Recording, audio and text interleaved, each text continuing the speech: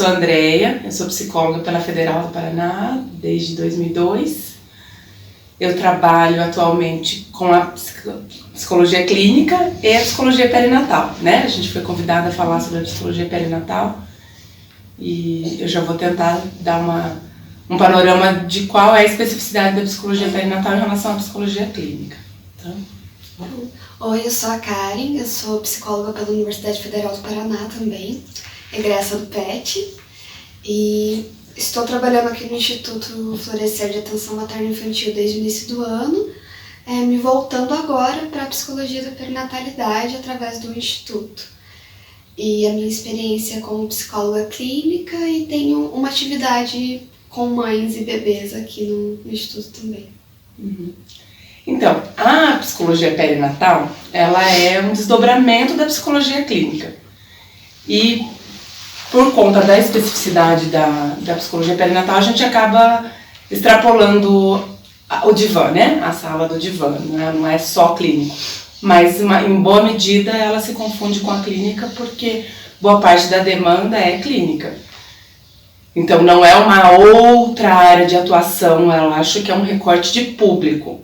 E por recortar público, muda um pouco o nosso cenário, porque daí a gente sai para os grupos, sai para os hospitais, sai para formação, para debates, né, nesse campo. Então, é um debate bem intenso dentro da pós, por exemplo, que eu fiz em São Paulo, se é uma área nova ou não é uma área nova. Porque, de fato, não é uma área nova, é um público diferente, onde a gente vê algumas especificidades, alguns debates que atravessam a nossa cultura atual sobre a perinatalidade, aquilo que tem a ver com o nascimento, né, gestar, nascer, gestar, parir, nascer, né, o nascer do bebê, e esse primeiro tempo da vida do bebê, o começo da vida, que a gente se debruça. E a parentalidade, né? Na verdade, a formação que eu fiz é psicologia perinatal e parental, que tem a ver daí com a construção de um laço que não passa pela perinatalidade necessariamente quando a gente fala de caso de adoção, por exemplo. Parentalidade homoafetiva, monoparentalidade, etc. Né? Então, assim, parentalidade mais ou menos como se fosse a questão do laço e perinatalidade, o que acontece no corpo. Então, essas duas coisas muitas vezes andam juntas, né? Acho que talvez na maioria das vezes andam juntas, as pessoas, em geral, ficam com os filhos que nasceram de si, né? Enfim, o panorama geral sobre essa prática é isso, né? De que a gente vai atender esse público especificamente. Mas a minha prática pessoal não é só essa, né? O Instituto é o Instituto de Atenção Materno-Infantil, que a gente presta serviços para esse público, mas eu também atuo na clínica geral. Vocês me pediram para falar um pouco sobre a rotina, né? Então, além da clínica, que é geral mesmo, atendo qualquer pessoa que me pedir, acaba que me chegam muitos pedidos de puérperas, principalmente, às vezes de gestantes. Tá começando a rolar uma coisa chamada pré-natal psicológico. Eu tenho uma relação ambivalente com o pré-natal psicológico, porque eu não acho que ninguém precisa fazer pré-natal psicológico, né? O pré-natal, porque se a gente usa esse termo que o pré-natal da saúde é um pré-natal necessário para diminuir risco de mortalidade materno-infantil, né? E eu não acho que a gente precisa de uma ação preventiva em saúde mental para evitar que a gente deva propagar que tem que ter uma ação preventiva na saúde mental para evitar depressão pós-parto, por exemplo, como algumas pessoas acabam se posicionando assim. Eu acho que quando é uma questão para uma mulher ou para um casal adotante, um casal com infertilidade, uma mulher, enfim, tudo que seja nesse campo, quando é do interesse deles de olhar para essa parte, a gente abre o campo, mas não gosto tanto de dizer, façam, sabe? Façam pré-natal, porque isso evitaria doenças, né? Eu acho que essa é uma perspectiva muito patologizante. As atividades, então, né? A gente tem a clínica, tem os grupos, tem uma atividade permanente aqui no Instituto Florescer, que é um grupo de pós-parto, que é um grupo, não é um grupo terapêutico, é um grupo de convivência, um grupo de apoio. Eu acho que ele tem efeitos terapêuticos, mas ele não tem esse objetivo. Ele tem efeitos terapêuticos porque a gente sabe que as mulheres hoje em dia acabam vivendo a maternidade de uma forma muito solitária. Pode ter uma mulher num andar com o bebê e outra no outro andar de baixo com o bebê, e as duas estão vivendo de forma solitária lá, se havendo com um monte de questões que vêm com a maternidade. E a gente, com o grupo, tenta resgatar essa grupalidade, esse fazer coletivo, esse pensar, essas trocas entre as mulheres. Então essa é uma atividade que inclusive é gratuita para ser uma possibilidade de respiro, até respiro, assim, uma possibilidade de respiro. A Karen, inclusive, frequenta, né? Sim, como mãe, como puerta. Né, Cecília? A Cecília também. Você ganhou bem, eu sempre fico olhando pra tia, né? Então tem o grupo de pós-parto, que eventualmente a gente pode até pensar em alguma atividade terapêutica, mas não é um grupo terapêutico, tá? A gente se organiza por temas. Daí a gente tem encontros de gestantes, e que podem ser divididos entre grupos de gestantes só para pensar questões de parto, puerpério, aleitamento, informações, como ele pode ser um grupo terapêutico também. A gente estava com uma proposta com umas alunas de uma universidade de Curitiba de fazer um grupo terapêutico para gestantes. Aberto, enfim, as mulheres vão aderir, né, na medida em que elas tenham questões com a gestação, para trabalhar também em grupo a questão da gestação. Tem curso de gestantes, onde o psicólogo também se insere, então ele é um curso que não é da psicologia, ele é um curso de saúde, né? Uma equipe multidisciplinar, tem enfermeira obstetra, que explica a fisiologia do parto, doula, que vai falando sobre os métodos de alívio da dor, a consultora de aleitamento, que vai explicar a amamentação e o manejo. Tem uma colega TO que fala sobre os cuidados com o bebê, ela é uma colega que se aproxima muito, né, até dos estudos de psicanálise, de psicologia, fala muito da relação mãe-bebê. E a psicologia entra nesse curso para trazer as questões psicológicas envolvidas na gestação, no parto e no puerpério. Então essa é uma atividade que a gente tem permanente. Então, além do curso de gestante, encontro de gestantes, encontro de puérperas, que são atividades permanentes, a gente tem eventos, por exemplo, às vezes no grupo de WhatsApp rola de as mães com dificuldade com o desmame. Daí a gente faz uma roda de conversa sobre o desmame. Vamos conversar sobre isso, que coisa é essa, por que de repente, uma coisa muito comum a gente perceber as mulheres achando que desmame tem a ver com desapego, assim, com desapegar do bebê, né? Como se fosse desamparo. Falei desapego, mas era desamparo, que eu queria dizer. Muitas fazendo essa analogia, assim, né? Vivendo como se desmamar fosse deixar o bebê desamparado, né?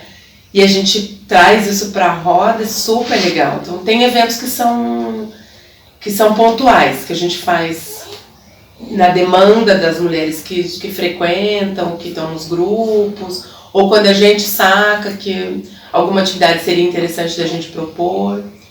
Tem aquele renascer do parto também. O reparto. O reparto é um evento de relato de parto, que a gente convida as mulheres para vir contar. Vem a mulher, geralmente o companheiro, companheira, a família, e quem ela quer que ouça o parto dela, né, o relato de parto, e aí vem colegas da equipe. E aí a mãe conta como que foi a experiência do parto dela, e é um evento de ressignificação, de reelaboração, de elaboração, sabe? Esse é um evento que eu acho bem, bem importante também. Obrigada por lembrar, cara. Então essas são as atividades, não sei se você está lembrando. E os espaços que daí seriam terapêuticos, né, para mães e bebês, que daí nós temos as TOs que fazem, por exemplo, a dança mãe e bebê em grupos, que é um espaço de... Você quer falar também, filha? Então fala. O que você acha da dança mãe e bebê? Ah, Dança Uma Bebê, a oficina musical. Oficina musical, que é um espaço de estar ali elaborando o puerpério, que seriam esses, teoricamente, 3 meses após, que pode se estender, né? Como em muitos casos, né, Cecília? Então, retomando, que agora que a Cecília já deu a colaboração dela, nós temos espaços como as oficinas musicais mãe e bebê, que é onde a mãe pode estar ali realizando uma atividade de uma certa introdução à musicalização, mas não é o objetivo em si. A gente faz atividades de acordo com a etapa do desenvolvimento que cada bebê vem, a gente divide por faixa etária, né? Mas ali utiliza muito, e o principal que a gente utiliza é desse vínculo mãe-bebê, que é do bebê conhecer essa nova atividade, conhecer o mundo, os instrumentos, os objetos, as funções dos objetos musicais ali, através desse vínculo materno, né?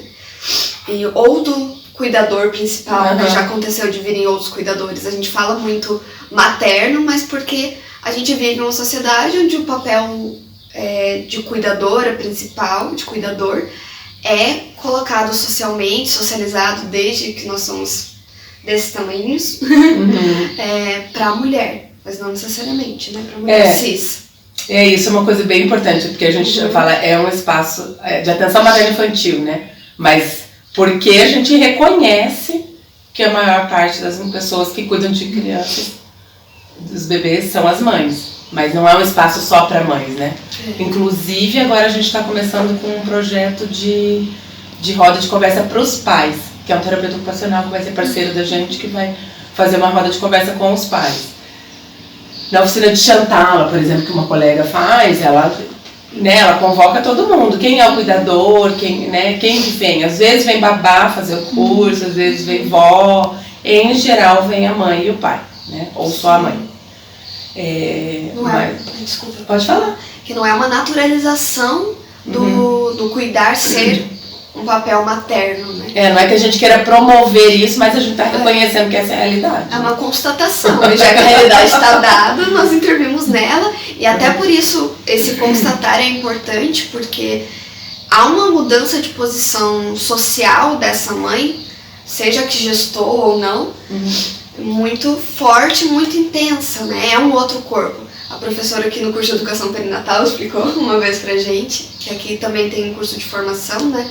Como eu disse, eu ainda estou me aproximando da área da perinatalidade, que a maternidade me trouxe o interesse, porque eu vim parar aqui interessada na infância só.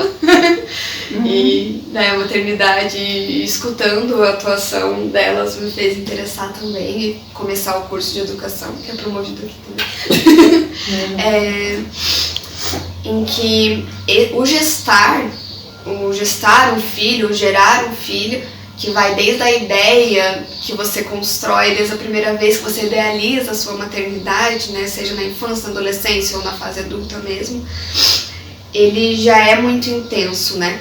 E tão intenso quanto passar pela adolescência, para a terceira idade, porque há um luto de um corpo que eram 2 em um só, que se tornam 2, ao parto que parte em 2, então esse puerpério, esses primeiros meses em que você precisa de espaços para elaborar esse partir, se despedir desse corpo e dessa posição social em que antes você era apenas mulher, ou nessa mulher estudante, a profissional, em que você se torna mãe, em todos os espaços, né? Tem que articular essa coisa de ser mulher e ser mãe, né? Porque até mesmo a gente vê a exclusão de nós mães no mercado de trabalho. Você nunca é vista apenas como mulher, você é vista como mãe e mulher e profissional.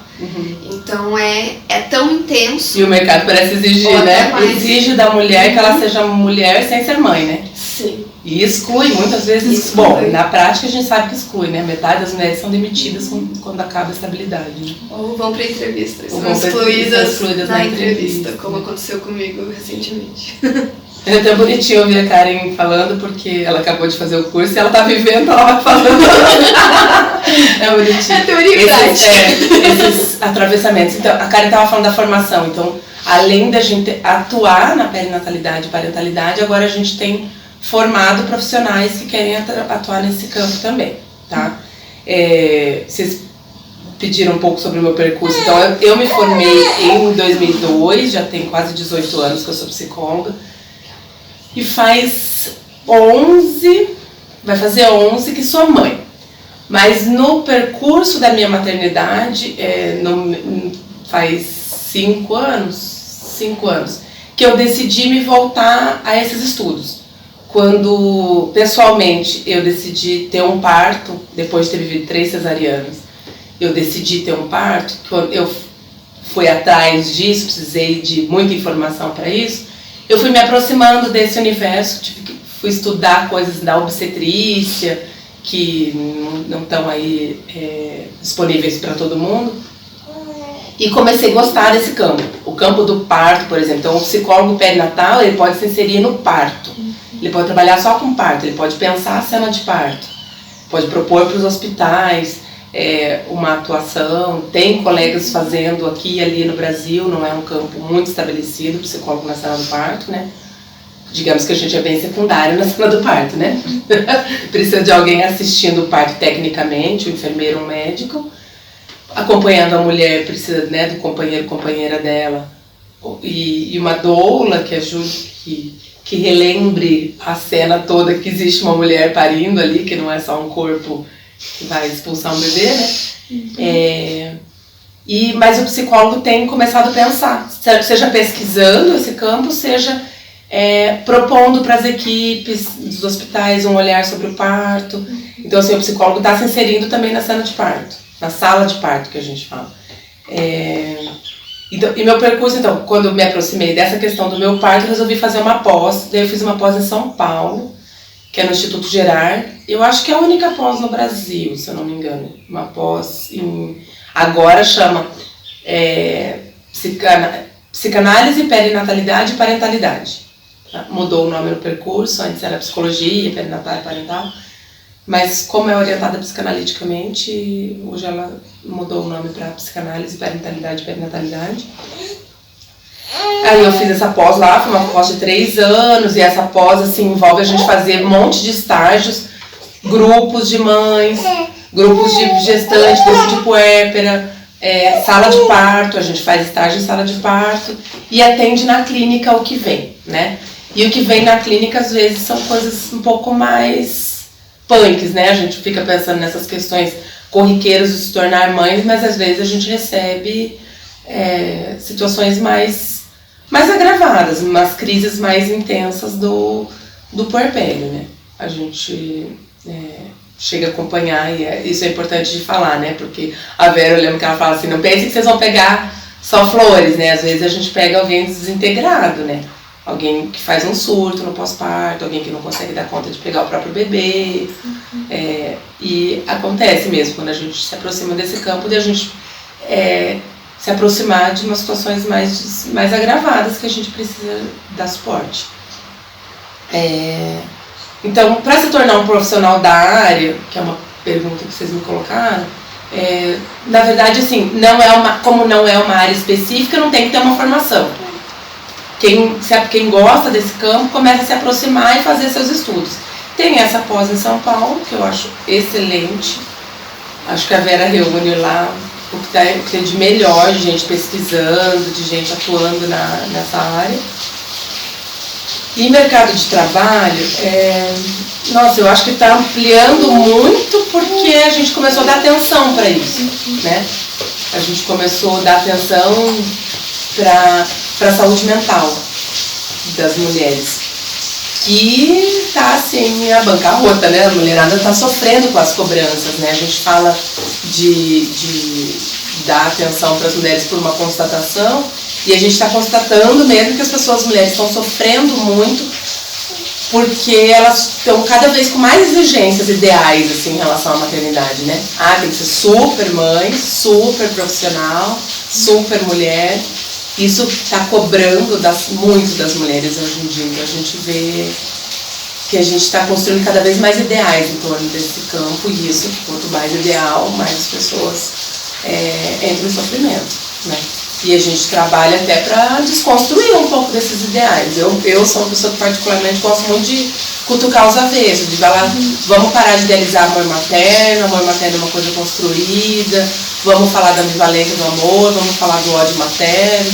Eu gosto muito de, calma lá, não é só isso, né? A gente não é só mãe, vamos dividir com a galera, vamos convocar.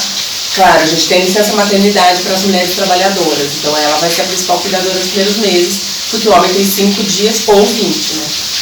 Mas a sociedade tem que parar para olhar para isso. Primeiro que a gente tem que parar para pensar por que uma licença maternidade é para a mulher e não é para o homem. Então tem esse campo de questionamento, de militância até, né, de ativismo, de gente, por que sobra para a mulher e vamos nos organizar para pensar coletivamente o que vai fazer o cuidado dessas crianças, né? Acionar a rede de apoio. Acionar a rede de apoio, né? Convocar mesmo, né? Cadê a aldeia para cuidar dessa criança? Cadê o pai? Cadê a família? Cadê o Estado? Né? Quais são as políticas de Estado para que a gente possa, enfim, nesse momento a gente não está podendo contar com muitos avanços, mas eu acho que é um campo que a gente precisa pensar. Acho que é isso. Não sei se falando de tudo que você queria. Sim? Falei do curso também, né? A gente tem o curso de educação perinatal, que a gente vai convidar os colegas psicólogos a fazerem. Não é um curso só para formados e nem só para psicólogos, né? Tem enfermeiros, terapeutas ocupacionais que fazem. São profissionais que querem se aproximar desse campo, daí a gente dá o sobrenome do nosso curso, é curso de educação perinatal, Fundamentos em Perinatalidade e Parentalidade. E é um curso de 6 meses, que a gente dá aos sábados. Sim? Então eu estava falando do curso, inclusive a gente convida, né, os colegas do PET, os colegas que vão assistir esse vídeo, a conhecer o nosso curso, fazer quem tem interesse nesse campo, né? É o curso de março até agosto, um sábado por mês, para quem quer se aproximar desse campo da perinatalidade e parentalidade. Quem quiser conhecer melhor o Instituto Florescer, nós temos página, né? Instituto Florescer Materno Infantil, desculpa, não é aquela que esquece até o nome da página. Florescer Materno Infantil, nosso site, .com.br. Temos página no Facebook, Instituto Florescer, canal no YouTube, temos um perfil, né, no Instagram, enfim, nós estamos nas redes sociais para facilitar a comunicação. E é isso, eu agradeço o convite de poder falar com vocês. Bom, e nas redes sociais estão atualizadas as atividades que nós temos semanais, e quem tiver interesse em se aproximar das nossas atividades, nós estamos abertos a estágio. A gente abre campo de estágio. Sempre tem colegas querendo fazer estágio, querendo participar, por exemplo, do encontro de gestantes, do grupo de pós-parto.